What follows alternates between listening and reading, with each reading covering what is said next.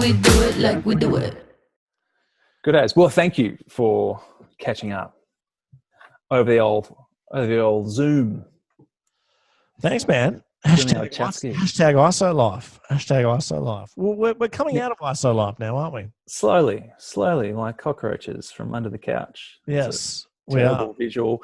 But I have heard and I can see the old guitars up there. So you're a guitarist because you do your own riffs and that for your own podcast. Yes, I do. I do my own music and for my own podcast. Absolutely. I got many guitars. So this is going on YouTube. Yeah. I could bring them all down. I could show them off. How many you got? There's 1, 2, 3, 4, 5, 6. There's 8 guitars on the wall there. Yeah. Right. So that's just like the beginning of them, but they go. Nice. I'm terrified they're going to fall down, but I'm. They're stuck there well and good. Yeah. I play guitar a lot longer than I've taken photos. So even to this day, I'm well more confident playing. I'm well more confident playing guitar than I am taking photos. Right. Is this a start? Is this a hobby? Like you're just a musician at heart, or? No, definitely not. I mean, I would like to say it is a hobby, but I mean, I've tried hard at making it in music, at really making it. Really? Yeah. I started playing guitar in grade 6. I played guitar for a long time, and wow, probably from out of high school, from 18, 19 until about 24, 25 was that time in my life where I was like, all right, I'm going to be a musician. I want to be a full-time musician. And I was in an original band or a couple of different original bands. And we played a lot of gigs and we got a lot of support gigs and played some pretty cool shows. And it went really well. But it's kind of not until you get to that stage in your life where you kind of need to make money. Sure. And it's notoriously very difficult to make money out of playing music. Yeah. So that was where kind of the music tapered off a little bit, and we all kind of, when I say we all, the band members, we all kind of went our different ways and did other stuff. Yeah, but I still play gigs, even as a wedding photographer. Last couple of years. I do, man. At weddings, I play. Really? I play song. Yeah, I occasionally take over the band and play a song. I will still do at least a few. 3-4 minimum gigs a year. Yeah. With my band, still really? even now. So yeah, you are a man of many talents. Yeah, thanks, I'd love man. to see that. You just taking some snaps, and then it's like, oh, sun's gone down. You just sort of jump up, join the band. It happens. Get behind with Baxter Brothers. No, not Baxter Brothers. Baker Boys. Yeah, no, there's 300 members of the Baker Boys. Yeah, the Baker Boys have no idea who I am. Yeah, there's other bands like Lark Music. They're a much smaller version. Or Young. Work with Lark or Sarah and Joey. There's other musos who know me well, and they're like, Briggsy's here. We'll get him up and we'll play a song.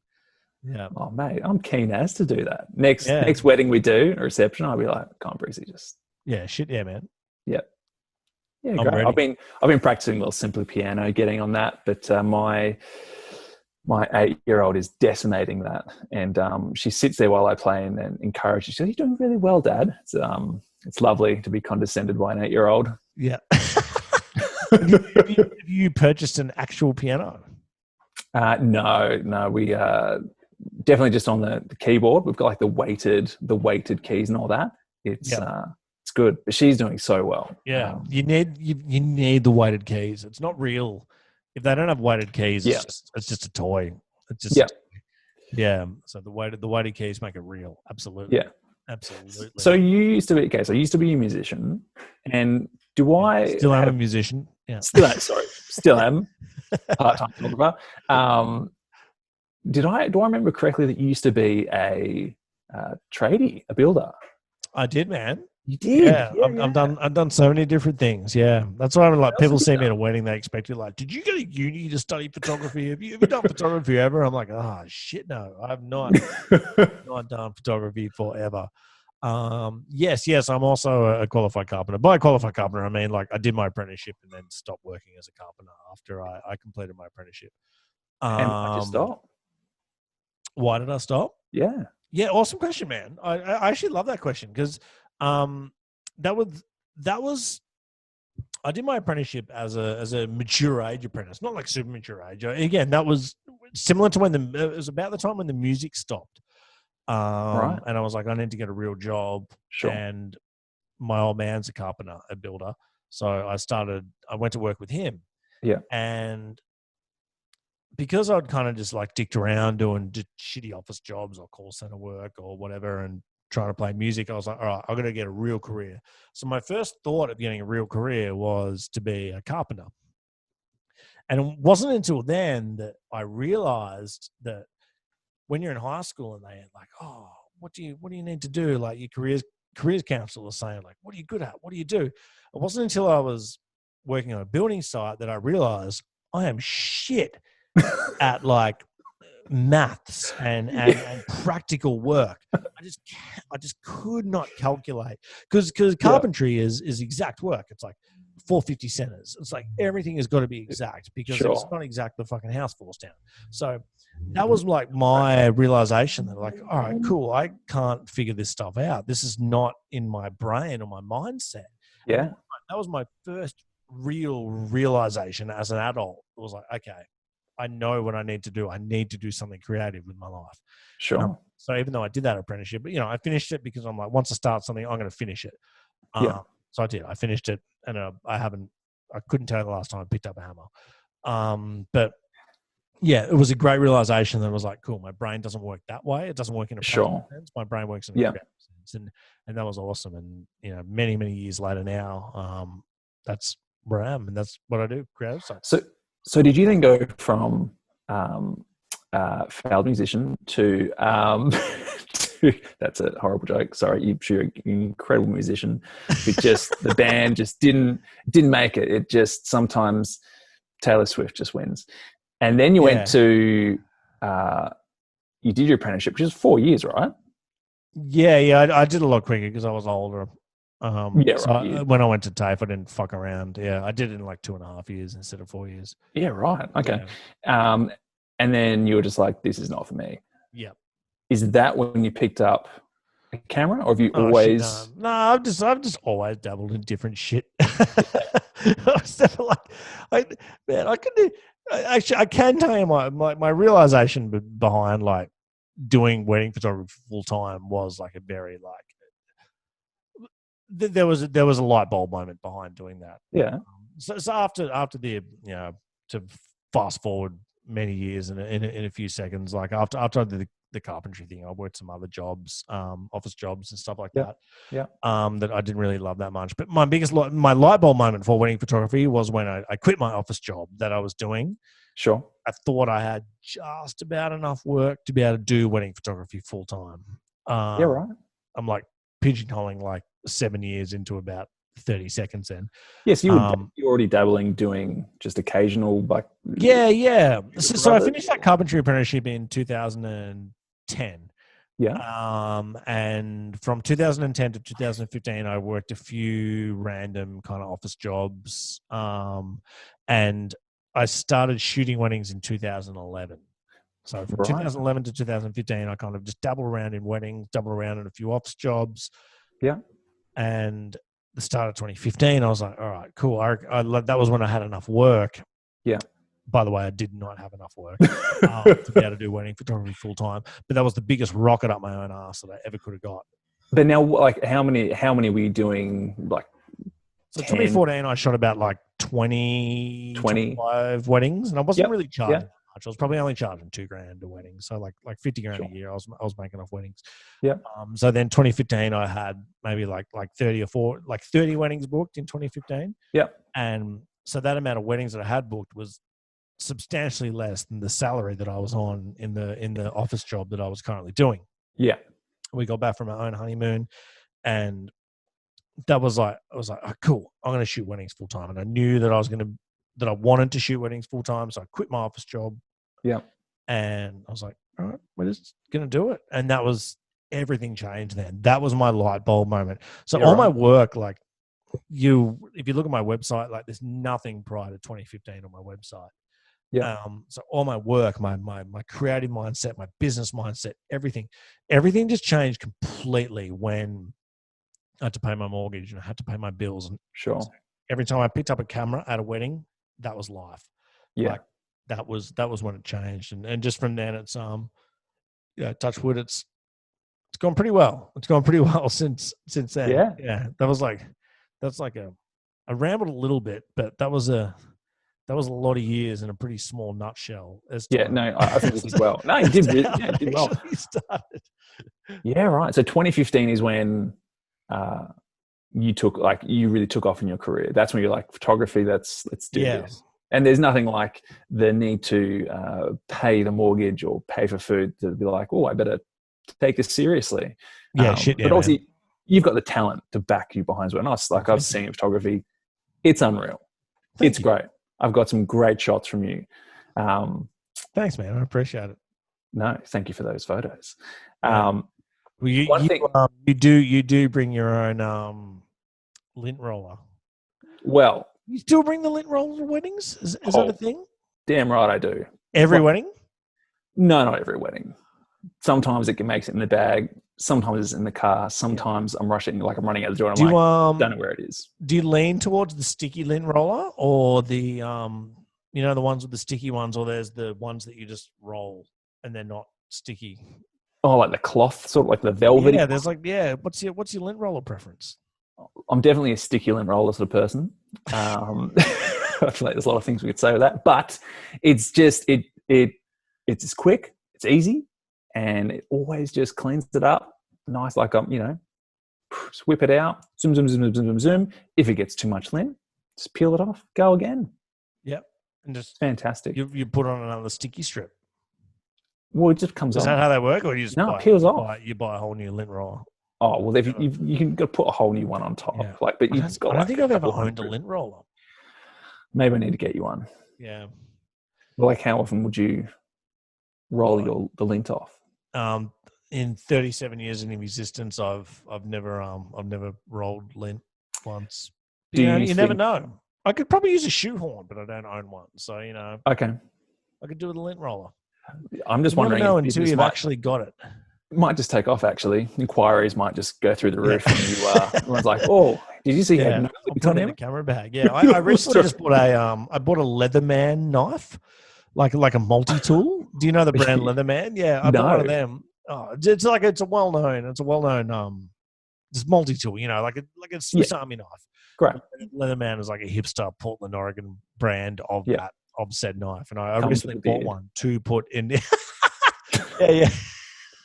I bought one to put in my camera bag just because all kinds of random shit happens on a wedding day. Just got to stab someone accidentally if they're trying to take out the stabbing groom. someone, but just fix some shit. Just fix some buttonholes, or just when things go AWOL with on a wedding day. There's a million times not a million, but I've thought back to so many times. I was like, shit. Would have been so handy to have a multi-tool on me at that wedding. So I just bought one. So with all this COVID-19 downtime, that was just one of the many random things that came into my mind. So I'm going to buy a multi-tool and I'm going to put it in my camera bag. So I got a Leatherman multi-tool sitting in my camera bag right now. So okay. Back in 2020, if shit goes down, I got you covered. Everyone's like, Briggsy, help. I got this. Yeah. I can help you with the lint. And you're like, no, I got this. You're cracking it open and cutting and screw driving and whatever. Yeah, spot on, man. That's exactly right. Yeah, cool. You were going to talk about other stuff, but I just, typical Briggsy, I just completely derailed that conversation. No, it's good. So 2015, you took off in your photography. Roughly how many weddings do you do a year? And I know that will probably change, year to year and all that, but give me a rough estimate. No, it actually hasn't changed year to year. Yeah, 2015 was my once as far as full time goes. That was my quietest year. Yeah. And I think I did about 50 or 60 that year. But ever since then, 17, 18, 19, 20, or until 16, 17, 18, 19. Oh fuck. Everyone knows that again. Anyway, every year since then, I've done about 70, 75 weddings. per year. Yeah, right. I've never gone more than 80, and I've never gone less than 70.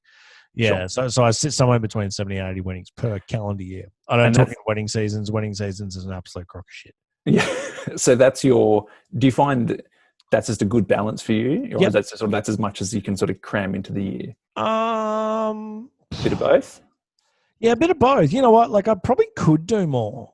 Like, I actually could. And like, in hindsight, sometimes I look back and I'm like, oh man, I should have just done more and paid off more of my mortgage and stuff like that. But also, like, if I did that, I might have given myself some kind of like nervous breakdown. So, sure. 70, 80 is a good number. I can manage that without that bothering me, without it being stressful. That still enables me so much time with my family. That enables us to have a decent holiday or two every year, which a lot of self-employed people don't get to do. So people are like, 70 weddings, like, oh, you're going to work yourself into the ground. I'm like, but I went away for 2 months that year. How many other people did that? So I'm doing fine as far as that goes. Obviously post COVID things are going to change, but sure. 70 has always been my happy number. And we had a baby in October 2018. Yeah, congrats. I thought that number was going to change. Yeah. So, I'm going to do so many more less weddings, but it kind of just gave me more just motivation to just keep doing what I do, and just supporting my family and doing it. I can physically do it without any trouble whatsoever, and I can mentally do it without any trouble whatsoever. Mm-hmm. So my thought process behind that is like, well, it would be daft of me not to do it. Sure. And I know that might sound arrogant or dumb or whatever people might think, but that's just kind of what I do. Yeah. Yeah. Cool. So what I'm keen to know is, from a photographer's perspective, so a couple will maybe before booking you, I don't know what your process is exactly. Do you meet with all the couples beforehand? Do people they just book you before? Like, how does that work in terms of couples getting to know you and getting to know how you work? And then I want to ask maybe a bit about what that process is like and what questions they ask you. But yeah, man, it's kind of 50-50. I reckon half the couples I'll meet, usually in person. Yeah. I got a local barbecue joint in Muralbark, where I live, and I meet people there over a coffee or a beer or a burger or some brisket. We do that. Yeah, that's about 50%, and the other 50%, often word of mouth, or they're confident in my Google reviews or Facebook reviews, and they just book me online. Yeah. So I would say, I reckon it's almost split exactly down the middle. So I would say half the weddings I rock up to, I've never met the couple until their wedding day. Right. Yeah, and then the other half, I've met them once or twice before the wedding. Do you find any difference between those you meet and those you just meet on the day? No. No, not at all. Not at all. And it makes no difference. It makes no difference whatsoever. Yeah, I can give some pretty transparent answers about that. I just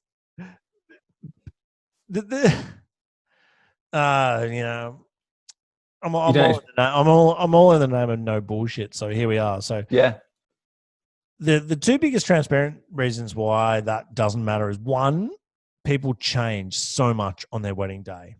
I can meet a couple at the local barbecue joint in their jeans and a t-shirt, and they're the most chilled out couple in the world.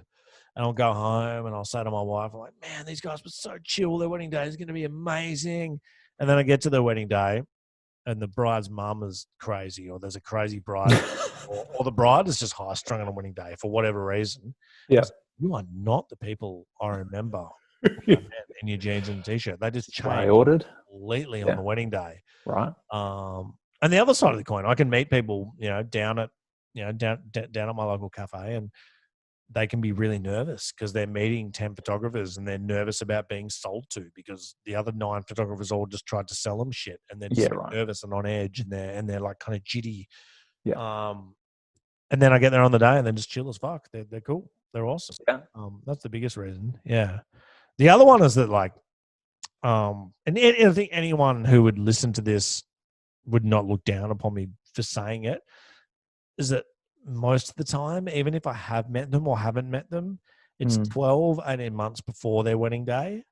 Yeah. And when it gets to their wedding day, I don't actually remember them anyway, for the most part. Because I've met so many couples in between that time. Yep. And I know that sounds rude, but I shoot a high volume of weddings, and that's what I do. But I get, like little things will trigger my memory when I start chatting to them. I'll be like, hey, like, how's work? And they'll say what they do for work. I'm like, oh shit, I met you and I remember you talking about that. But I don't leave a couple meeting and I don't write down stuff as in, oh, Steve was a fireman, and Kelly was a psychiatrist. I don't write that down. So it's like, it's all up to my brain to remember that, which is just shit house. So, I think that's a massive difference between a celebrant photographer. We do all our work beforehand. Yeah, shit, man. So you know so much about them prior to I know. that. Well, it's literally my job to get to know them and to then be that, not to be their best friend, but to appear as their I've just been that mate by their side the entire time. Here's how they got together. Yep. But even we meet couples, sometimes 18 months, sometimes I've got, we've got 20, 22 weddings. I've got 2022 weddings. Yeah. It's well over 18 months, man. Well over 18 months. And it's like, to then, I catch up with my couples 3 to 4 months beforehand. And then sometimes I'm like, man, I remember their face vaguely, but I can't remember but that's why we have the meeting. So I can then go again, oh, that's right. That's what that's what you want. And that's spot on. That's when, but then from there, that 3 to 4 months beforehand, that's when it's like, I'm not going to forget who they are. But beforehand, it's the brain can only hold so much information. Yeah, that's exactly right. Yeah. And obviously, I don't want to sound rude or arrogant or anything by saying that. Like, I love my couples, and my couples are the reason I get to do what I do. And I feel like on the day, I have a great rapport with my couples. But that rapport, to me, I think just the kind of person I am, that rapport exists whether I've met them 5 times or whether I met them for the first time on the day. Like, that's the kind of person I am. Like, I can build that rapport, and I'm comfortable and confident building that rapport that quickly. Yeah. But we meet so many people in this job. As a photographer, your average Yarra Valley Melbourne wedding, there's between 100 and 150 guests every wedding. Yeah. Doing that 70 times a year, whatever that maths is, I'm meeting that many people every night. That's a lot. Yep. Yeah. So whether it's a couple who got married or just a couple who were just guests at a wedding, that's so many people to remember. In my brain, I can be like at a, because I live out east of Melbourne, but I can be like at a local winery, for example, on a Friday or a Saturday on a day off, and someone will see me at that winery and they're like, "Hey, you're the wedding photographer," and I'll see them, and of course I'll recognize them, and then I kind of make it like a game in my own head. I was like, "Oh, whose wedding were you at? Was it Sarah and Jono's wedding? Was it them?" They're like, "Yeah, was it?" Yeah, and then you figure it out, and you're like, "Yeah, that was that was that wedding." And that's when you're getting famous, Briggsy. Yeah, people just coming up and saying, "Oh, you're that guy." And it's like, well, yeah, I don't know who you are, peasant, but this is who I am. Well, that was my goal, man. I didn't make it with music. I never got that rock star. And now I'm just trying to I'm just trying to do that with photography. Yeah, that's so good. And slowly getting there, maybe. Yeah, we'll see. No, definitely. Because do you do most of your weddings in the Yarra Valley? Do you only do Yarra Valley? No, shit, no, man. No, probably 70-80% of my work is Yarra Valley. Okay. Obviously, like the way I market myself, my website and my wording and my marketing is Yarra Valley orientated, because that's just marketing 101, as in just do one thing and do one thing somewhere and do it bloody well. And that's kind of like my thing. But no, shit, no, I shoot city weddings. I shoot heaps of country Victoria weddings. Yeah. I've shot in most states in Australia. I shot in Las Vegas last year. I've been everywhere, man. So yeah, a lot of my work is Yarra Valley, but if someone wants me to shoot their wedding, I'll shoot it no matter where they get married. I'll be there with my pocket knife. I'll be there with the leather man. With the leather man, whatever happens. He said if it's overseas, that shit won't be in my camera bag. Try to roll on into America in 2021 with a multi-tool in your camera bag. That shit's gonna go down real bad. Yeah. Oh, you'll remember that trip. Yeah. So what do couples ask you then? So whether you meet them, maybe most of the couples you meet beforehand, because couples you don't meet beforehand probably won't ask you questions. For those of you who do, what do couples want to know? What are they asking? Like, what are some common questions? That is a good question. Every couple has different questions. I reckon one of the most common things that people say is naturally they're attracted to my work and the kind of work that I shoot. So yeah, they're like, oh, we just want a relaxed wedding. We want a casual wedding. We don't want to pose in our photos. Yeah. And all that kind of stuff. So, yeah, we don't like posing. We're bad at photos. That's a really common thing that people say. Yeah. Naturally, because of the kind of work that I show, that it's not super like high end, like fashion posy kind of work. So yeah, that's probably one of the common ones that people say. Sure. Which is interesting because I always say to them that even though you see my work online and it looks candid or natural or whatever, organic, whatever word you want to use for all that, organic, my photos are actually quite posed and quite set up. Yeah, right. And I actually like telling that to people face to face, because most people, when I say that to them, like you did just then, most people are like, what? Your photos are posed or they're set up? Yeah, I've seen your pictures. I'm like, I would never have said they were posed. Yeah. They totally are. Like, they totally are. And I'll tell that to anyone till the cows come on. But the art in doing that is making these posed or set up photos look entirely like they're not posed or set up. And to explain that a little bit further is that most couples have never done any modeling whatsoever in their life. Like, I've shot 400 plus weddings, and in that time I've had, I could count on less than 10 fingers the amount of brides or grooms who have had some modeling experience in their time. So that leaves 398 people who have never had any modeling experience whatsoever in their whole entire life. Yeah. So if you just put them in front of a camera and just go, oh, just stand over there and some nice light, like, okay, stand over there and do what? Oh, just stand there, do that. Sure. And I can tell when I look at another photographer's work, I can tell when that's all the direction that they were given. Yeah, just stand there. Just be cool. Relax, be cool. Yeah. Like, if you've never done any modeling, how can you just stand there and relax and be cool? Like, fucking relax, be cool. Like, I'd tense up. I'd be like, yeah, no shit. So that's when it's like the photographer's job to, okay, cool, I'm going to direct this moment. I'm going to pose this moment. I'm going to help these people have an organic moment in this completely unorganic situation. Like, when else in your entire life are you just in a field in the Yarra Valley at sunset, just sitting there going, all right, cool, I've got to look hot as fuck right now. Never happened. That's never happened in your entire life until your wedding day. It's never happened. So it's like, how is someone without any direction going to make that look good? You know what I mean? So I've never even thought of that. Yeah. And so I love explaining it like that to people. I'm like, oh, all right, I get it. Makes a whole lot of sense. You love candid photos. You love organic photos, but trust me, during your portrait session, during those couple portraits, you want someone to help you out a little bit. So you give couples a lot of direction. I give them heaps of direction. Yeah. Heaps of direction.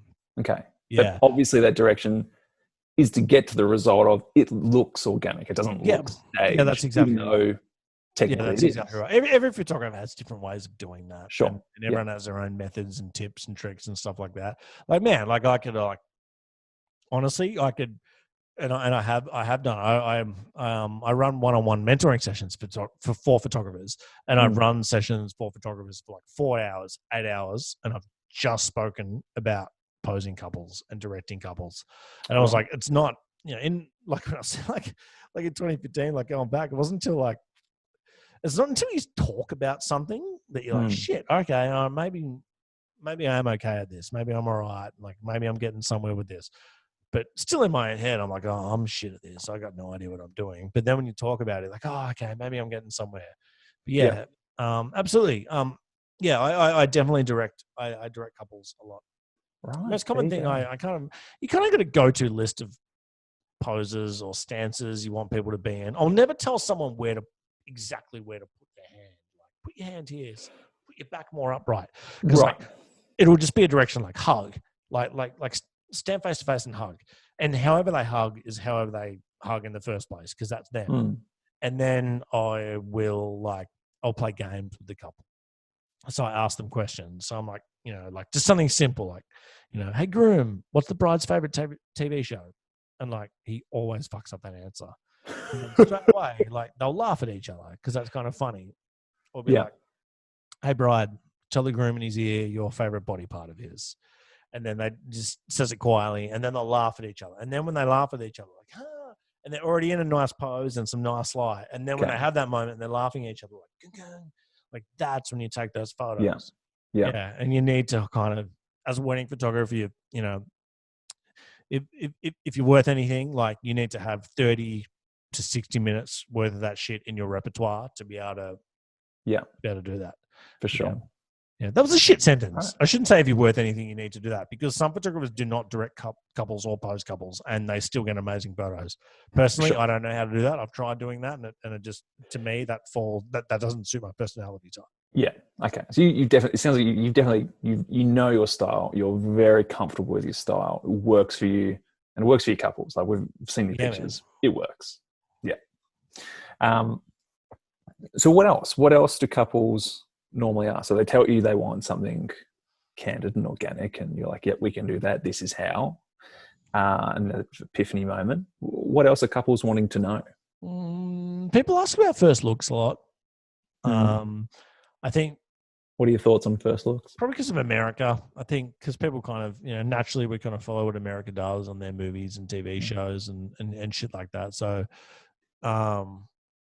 as far as I know, majority of weddings in America, they do a first look. I've had a couple of friends who have shot weddings in America for extended periods of time, and they're like, yeah, pretty much every wedding in America, they do a first look. It's just an American thing. But in Australia, it's still probably only like 20, 30%. Do a first look, as opposed to America, it was like 90, 95%. Yeah. Do a first look. Yeah, there's pros and cons to first looks. Yeah. I got like the world's most like epic blog on it on my website because do it. But see, short, long, like if we're talking Melbourne, Yarra Valley, if you're getting married between October and March, which is when we have daylight savings in Melbourne. Yeah. For the most part, a first look is a huge waste of time. If you're getting married between April and September, unless your ceremony is early enough in the day that you have enough light and time to be relaxed to have couple portraits after the ceremony, you need to do a first look between April and September. Yeah, right. Between October and March, a first look is for the most part, it's completely unnecessary. You don't need to do it. That's my short long answer about that. It entirely depends on the time of year you get married. Now here's one to add on to that you were just saying, because I'd had a bride recently. I asked couples, I need to know what time their ceremony is, and most couples are about 3, 4, 5 o'clock, somewhere in between. That's the majority. Yeah. And for for asking this bride, do you know what time? She's like, I'm not really sure. Do you have a preference? And I was like, well, probably best to actually ask your venue, but then also your photographer, because I know that you guys are thinking about lighting. All you guys and gals photographers are. I imagine that's what you're thinking about on the day, or one of. So tell me in terms of, so you touched on daylight saving and all that. If a couple comes to you, when should we have our wedding? Time in that. What do you say? Oh man, yeah. I love that question. They give you the reins. Tell me what to do, Briggsy. No one ever asks that question. Yeah, no one ever asks the photographer what time should we have a ceremony. Yeah, they just have a ceremony at a time, and then we just deal with whatever time they're given. Yeah. So what's the best though? Like if you had control. It entirely depends on the month. Like in a city like Melbourne, where our light and weather varies so much from month to month, it entirely depends on the month. Yeah. If you get a summer wedding, like totally have it as late in the day as possible. Oh man, yeah, it's super weird to say, but I don't know. Like I say that out loud. I'm like, yeah, have a 5:30, 6 p.m. ceremony, and then I'm like, and then you just wait the whole day to have your bloody ceremony. Just have it earlier and then party. So, yeah. Because you also go for, well, a big thing is your sunset shots. Yeah, from a photography perspective, all you want is 15 minutes at sunset. That's it. As long as I've got that, I can deliver something awesome to the couple.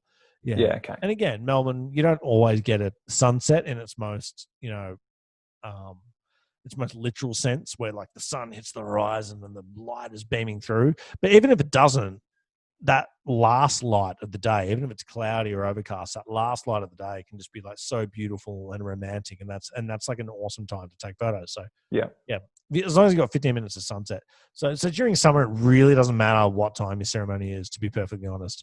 Okay. I mean, from a photography perspective, for your portraits, obviously, but if it's like if you get married in Melbourne and you want to have a ceremony at 3 p.m. in January, you need to prepare for the possibility that it could be 42 degrees. Like, think about that, and think about how comfortable you and your guests and your celebrant and your florist and your photographer, everyone's going to be. Yeah. And in winter, don't have your ceremony too late. Like, don't have your ceremony at 5 p.m. in winter, because by the time your ceremony is done, it's going to be pitch black. You don't get any sunset portraits. You got no time for your family photos, anything like that. So have it earlier. Just think about time. Yeah. Summer, you got heaps of luxury. Have it whenever, because you can always just duck out for thing. But winter, definitely have your ceremony early in the day, so you got lots of light and time afterwards. Cool. I like it. Yeah. So what do you want? What do you wish couples knew maybe before the day? Because obviously most people, it's their first time getting married, they haven't done this before. Is there anything from a photographer's perspective that you wish couples knew this? Normally, hindsight's our best friend. Yeah, totally, man. I actually, I did an Instagram update on it a couple of days ago. I've been doing like this backwards calendar on my social media because naturally with COVID, I have no work, no new weddings to post. Yeah. So what I decided to do is post one photo from every wedding I've ever shot every day, going backwards. And I was like, I'm just going to just keep posting one photo from every wedding going backwards. Like COVID is not going to last 400 days. At least I fucking hope it doesn't. So because no one wants to see my first wedding. I'm just going to keep posting. So I've been doing that. I've posted, I don't know how many I've posted so far, like 60, 70 weddings or something so far. Going back, but and I don't have I don't pre-plan that in advance. I don't. I still haven't posted one tonight, so I don't know what I'm going to post tonight. So I just open up that wedding and I just flick through it in my gallery, and I look at and just whatever jumps out to me from like a content perspective or a photo perspective. I'm like, hey, I'm gonna post that. But a couple of nights ago, I did that post, and so I sidetrack a lot, but that's what I do. The biggest tip that I can give to people, and I realize this by looking at the photos, and the couples are the happiest and the most comfortable and the most natural during their couple portraits and just during the ceremony, and during any part of the day, is that they are present. Sure, that's it. So to anyone, and I love that you've asked, like, what's the biggest tip you can give someone on their wedding day? Be present. Be present. And that sounds so simple, but it is so hard. It is so hard to do. There's like, do you find I think it's, do you think couples find it hard because they're thinking about the speech coming up and they've got the bridesmaid who's already trashed? Humans find it hard. You can just Google being present and there's a million podcasts or audio books or novels or anything, like there's a, I think one of the most famous books is I can't remember the author, but it's a book called The Power of Now. It was written in the mid 2000s. So it's really, really apparent about that. I've been meaning to listen to it for a long time. It's next. Sounds like an important book. I'll The Power Audible that. Yeah. It's just about being present. Because we, as humans, we find it so hard to do, and especially on a wedding day, as exactly you're thinking about your speech, you're thinking about, you rock up, you're like, fuck, are the flowers set up right? What's this person wearing? There's just so much going through your head, and I can tell, like, because I'm with a couple like 7-8 hours a day on a wedding, I'm right in their grill, I can easily tell the couples who were present and the couples who were not present. Yeah. And the couples who were present, the way they look in their photos, not just those set up couple portraits, but their ceremony photos, their speech photos, everything, they're just so much more relaxed. So my biggest tip would be figure out how to be present. I'm personally, I'm shit at that. I'm shit ass at it. And it's been like my goal for this year, especially, you know, with this COVID downtime, that's been something I've been researching and listening to audiobooks about, and I've been trying to do more mindfulness and meditation and trying to figure out how to be more present with my family, with my daughter, with my wife, just be present and be now. And if you can just be present, especially on your wedding day, that's the biggest tip I can give you. I'm sounding like some pot smoking hippie right now. Well, you did smoke that massive joint before you told me not to say anything about. I completely agree with you. One, on the whole COVID thing, in terms of I could very easily play computer games for way too many hours. I'm just what do you play? What, the computer, Xbox, PlayStation? A bit of both, bit of both, bit of PC and a bit of console. Currently, a to-be brother-in-law who I'm marrying in September. We just saw him on the weekend, and he passed me Fallout 4, and he's like, "You'll enjoy this." And I've just been dabbling in that, but otherwise, it's something medieval. And anyway, with our little girls and that, you know, they'd happily get on the screen and they would watch TV all day. And then, you know, Grace and I could easily just churn through Netflix, whatever. And it was about a month and a half ago, we set this as like, we're just doing no screens for an entire month during COVID. Worst time to do this. And the whole reason was like, we just need to do a reset and just be present. And it was fantastic. So we're slowly now getting back into just like, just enjoying TV and games, but in a balance. Yeah. At least that's what I'm finding for myself. So you actually pulled it off. You did a whole month with three little girls? With 3 little girls. So we did it with now when I say we did it, it was, we still had a family movie night, but it was way better because the girls were so keen to watch anything, and we actually did it as a family rather than just like, I don't watch this, I want to go watch my show. It was just on the background and so it was like you actually like got some popcorn and you're like, let's sit down and let's do this and let's. Yeah, our girls love movie night. It's always looking forward to movie night, but particularly during that time, it was a family movie night. It just was a lot more special. That's and awesome. every now and again, we might like Grace, like we might go if it's been it wasn't a big day. We weren't like going out, but you know, as long as you're stuck at home, it is a bigger day. So it's like we just need to chill out, watch one episode, and then we'll go to bed, rather than every night you're just churning through it. That's awesome. And so that was a massive help for me, and for the family. But then to bring that back to weddings in terms of being present. You've listened to a few of my ceremonies, and I'm sure you memorize all of them because they're just incredible, as you tell me. So you know what I'm talking about with this. But I put a little bit in the sense, so I go through their story, and normally the story is real. You know, I'm trying to be engaging and lighthearted, and you know, we're having fun. Yeah. And then the tone changes a bit when it comes to just before I get into, you know, vows and all that. And I just say, hey, I just want to just quickly just capture this moment. Because literally the rest of the day will go by in a blur. Yeah. And so it's like, let's just look at everyone who's joined us, which is, you know, when it's not COVID, there's more than 2 people. You know, you've got family from overseas, you've got friends interstate, and it's just like, you've got everyone here who you love in one spot. Yeah. I love that. Just to get them into that, like you said, just to be present, because there's so much going on. They're thinking about everything that's coming ahead in reception and everything, just to go, hey, this moment right now is incredible. So I totally know what you mean. And it's not until that's like brought like immediately to your attention that you actually then do think about it. Yeah. Like you can just be like, I'll be present. But you're always like, you know, and that's the whole idea of like mindfulness and meditation is just trying to, you know, and I'm shit at it. You know, it's like meditation is like, you know, learning piano or guitar. Like it's something you have to learn. You can't just start doing it. Yeah.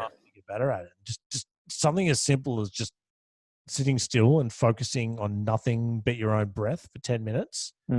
Like, try and do that as a human. Like, just sit still and focus on your breath for 10 minutes. It's massive. It is so difficult to do.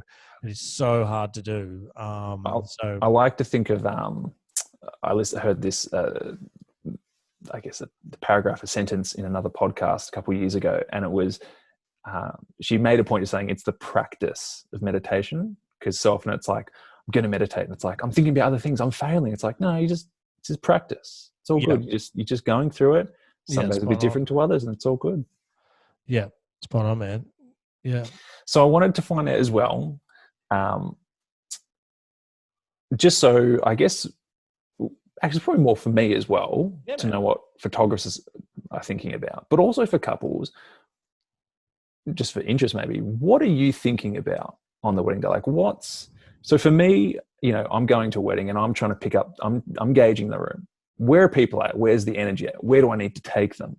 I'm thinking about names are huge. You don't want to stuff up a name. Like I've got to be on top of that. Pronunciation, like everything. I'm thinking about that's right. We're handing over for a reading to Jules soon coming up. And then it's like, how are we ending this? We're not doing a signing in this one. We're going to end straight after the kiss. Like, it's just, for me, I'm just churning through the details of things. What are you thinking about on the day? Man, awesome question. I love that. Number one, and sometimes I fail at this because my own ego probably gets in the way, but it shouldn't. Are the couple having a good time? Are the couple having a good time? Yeah, I've constantly got to remind myself about that. It's just like, this is their day. In, like, we might have 45 minutes allocated for couple portraits, but if they're not having a good time, like, just get rid of that. Just shit can it. Yeah. And do something else. Are the couple having a good time? That's the biggest thing. And the other thing is just moments. I'm just constantly looking for moments. I remember it was about 3 days before Christmas last year. I was shooting a wedding at Collingwood Children's Farm, and great place. It is a good place, and I was just shooting guests arriving to the ceremony, and just the usual stuff I do prior to the ceremony. And this dude rolled into the ceremony, Nick Burley, a high school friend of mine. I hadn't seen him since high school. He still looked exactly the same, naturally, just a bit hairier and a little bit bigger, as most of us are. I was like, Nick Burley, and I was like, shit. And then I chatted with him for 30 seconds, and then straight away I apologized to him. I said, mate, the rest of the night and the rest of the day, you're just going to have all these. You're not going to have my whole attention. You're going to have all these these disconnected conversations with me because I'm always looking around. Like, as he was talking to me, I'm looking around. I'm like, yeah, is grandma rocking up? Is there a kid doing something cute? And I'm trying to focus on Nick, who I haven't seen in 18 years. And sure. Fuck. So it's just looking for moments. And I'm kind of resign myself to the fact that if I'm shooting a wedding, I'm looking for moments constantly, which is why people friends oh, can you shoot my wedding? It's I love shooting friends' weddings. It's cool. Yeah. 99 times out of 100, I end up shooting my friends' weddings. I don't get to be the guest, which is fine. And I find that really complimentary, but I'm always I can never actually truly just be a wedding guest if I have a camera in my hand. I'm just always just looking for those moments. So the whole time from when I rock up, from when I rock up to the getting ready to the end of the night, I'm never present in a conversation that I'm having with someone at the wedding. I'm always present in just what's happening at the wedding. Mate, I 100% agree. When I chat with you at wedding, I actually thought you were just ADD, just you're constantly you're this guy's peaking right now. And now I get it. This is what you do. You've got to capture these moments, and I'm a celebrant no matter how good he is. You got to do your job. And so I can totally testify to that. Yeah, I'm glad that makes sense to you now, because I also feel like that, because you as a celebrant, I speak to celebrants, I rock up, and often the celebrant, a good celebrant, if the ceremony's 4 p.m, you're there at 3 p.m. So you've been waiting around, you've been waiting around an hour or more, and then I roll in a familiar face, you're like, Briggsy, and then I'm just fuck, I'm darting. I'm like, Yeah. shoot, what can I shoot? Because I can catch up for breakfast with Pete tomorrow. Yeah. Like I don't need to tell my life story to Pete right now. I can, like right now I'm shooting fucking Craig and Sarah's wedding. And, I'm gonna nail this shit for him. So that's my train of thought. Yeah. I'm glad that makes sense now. That totally makes sense. It's actually really funny. That's cool. But I probably am a bit ADD. Well, yeah, I didn't want to say anything. Undiagnosed. Well, yeah. Look, you're still a great person. Yeah, cool. Look, thank you. You've answered heaps of the questions. I think that I just wanted couples to get to know you and just know what's going on in a photographer's head. Is there anything else that you would like to tell couples? Someone who's now looking for all their vendors. What would you say? Oh man, what a question! What an awesome one. Just find people you connect with. Find people. I think particularly, if any suppliers, vendors, suppliers who you're going to be spending any significant amount of time with on your day, such as the celebrant or the photographer or the videographer, even kind of the musician, you're going to be chatting with them a fair bit. There's some suppliers that you don't deal with that closely on the wedding day, and that's not to discredit what those suppliers do as a job, but particularly the suppliers you're going to be dealing with, like the ones I just mentioned. And the venue make sure you connect with them and you can gel with them. Yeah. You're like, I'm thinking about booking Pete as my celebrant. Would I be happy to have some eggs Benedict with this guy on a Sunday morning? Like, is this the kind of guy I want to hang out with? Yeah. And if the answer is yes, you're like, sweet, this guy can be my celebrant. And if you're like, could I catch up at the corner hotel on a Friday night with Pete for a beer? He's a bit awkward. Then maybe he's not your celebrant. but if the answer is yes to that, then totally. Yeah. That's the biggest thing. Vendors you connect with, because they're your people, and then they're going to be hanging out with all your people, your friends, and your guests. Yeah. 100%. Connection is everything. Yeah. Being connected and being present. Yeah, man, I'm turning 37 on Sunday, and I'm just like starting to sound like some kind of hippie. I'm like meditating, be present, be connected. Yeah, but it's very true. It's very true. The power of ADD. The power of now. Yeah, Eckhart Tolle is the author. Yes, I was like, is it? Yep. Yeah, Eckhart Tolle. I've yet to have listened to it or read it. But I've heard really, really good things about it. Yeah, I'm actually currently listening to the audiobook of the Power of Vulnerability by Brené Brown, right? Which is awesome. And just finished the Resilience Project audiobook, which is also really, really good. So also a good one. I'm getting right in. Yeah, amazing. Yeah. So I'm getting right into that too. Completely derailed the outro to your podcast. Sorry. I like that. No.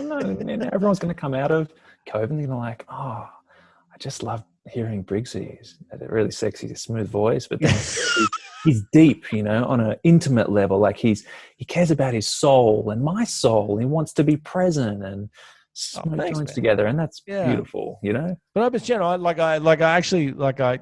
legit really mean it, and I think if someone's talking shit, like, it's pretty easy to tell. It is, yeah. It's very easy to tell. I think of not just photographers, but for the majority of people I know, you're probably one of the most genuine people. So I don't think anyone has to worry about you having any BS at all.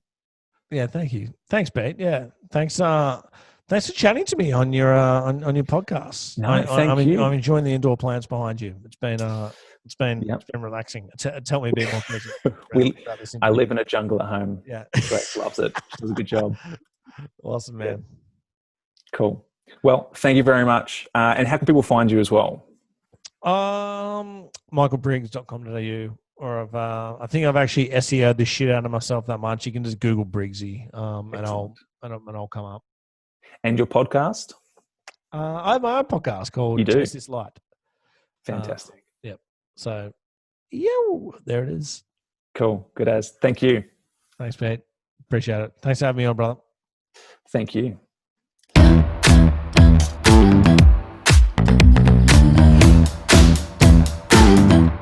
Cause